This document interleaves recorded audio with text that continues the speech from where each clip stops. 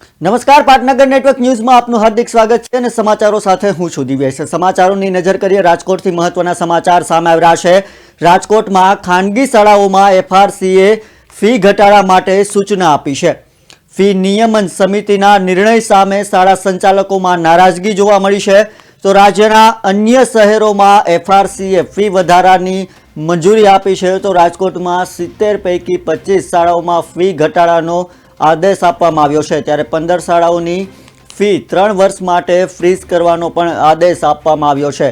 તો રાજકોટમાં ખાનગી શાળાઓ દ્વારા શાળાના સંચાલકોમાં ક્યાંક ને ક્યાંક નારાજગી જોવા મળી રહી છે। રાજકોટમાં ખાનગી શાળાઓમાં એફઆરસીએ ફી ઘટાડા માટે સૂચના આપી હતી, ત્યારે ફી નિયમન સમિતિના નિર્ણય સામે શાળા સંચાલકોમાં નારાજગી જોવા મળી રહી છે। રાજ્યના અન્ય શહેરોમાં એફઆરસીએ ફી વધારાની મંજૂરી આપી છે, ત્યારે રાજકોટમાં મંજૂરી ન મળતા 70 પૈકી 25 શાળાઓમાં ફી ઘટાડવાનો આદેશ કરવામાં આવ્યો, જેથી 15 શાળાઓની ફી 3 વર્ષ માટે ફ્રીઝ કરવાનો આદેશ આપવામાં આવ્યો છે।